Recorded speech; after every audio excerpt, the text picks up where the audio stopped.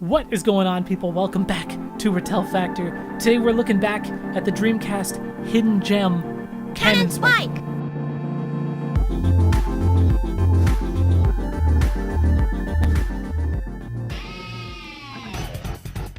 I don't know why I did this for the hidden gem thing. I think it's just because that term is so overused on YouTube when talking about like obscure games. Anyways, back to Cannon Spike.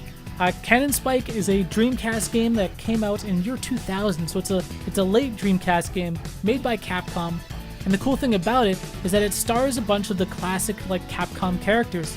Like the name of the game itself is named after Cammy's iconic Cannon Spike move from Street Fighter.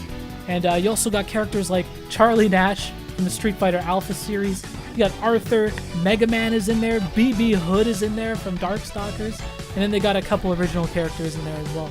So it's like a twin-stick bullet hell shooter.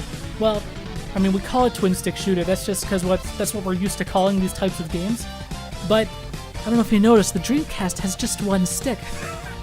So if there's one setback with this game, I would say it's the controller for the Dreamcast itself. This game would probably be a lot better if it had twin sticks. With that being said, the game gets around this setback by like, once you start shooting, you're kind of like locked in that direction, and then you can kind of also use the triggers to lock onto a specific enemy, and you can kind of just strafe that way and shoot at the same time.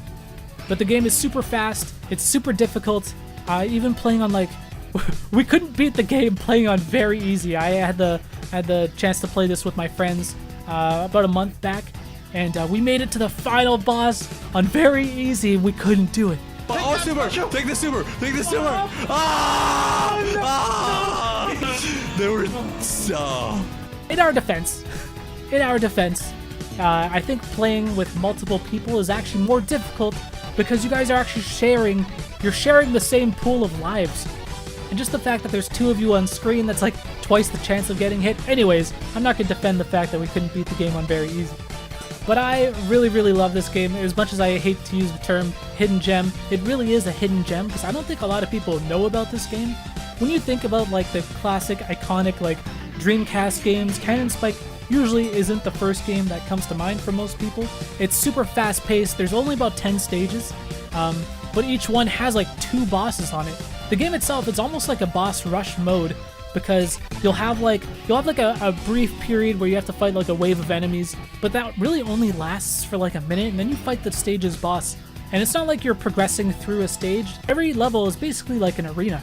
So you fight like in a wave of enemies in this arena, and then you fight the boss. There'll be like another maybe a little mini wave of enemies, and then there's another boss, and there's about 10 stages that do that exact thing. And each boss and stage is really unique and really different. Each one, like you go to like, there's like a zombie like cemetery level, there's like a jungle level, there's a snow level. So it's quite varied, and the boss designs are actually pretty damn cool. Also, the music is just badass. It's got like this sick ass bass line in it.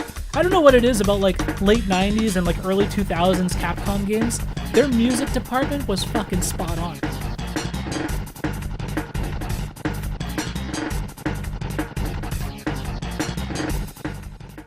Oh, and that's right, Arthur from Ghosts and Goblins, or Ghouls and Ghosts, is in this game as well. He's like a different kind of interpretation of Arthur. Because, you know, usually you're used to seeing Arthur as like this small little tiny knight guy who winds up in his underwear half the time. But in this game, he's like this big-ass hulking dude who's got like this giant lance, and he fires missiles, and he's like this in this giant suit of armor. It's awesome. He's actually one of my favorite characters to use as well. I think the thing that kills me with this game is Capcom is they're just sitting on it.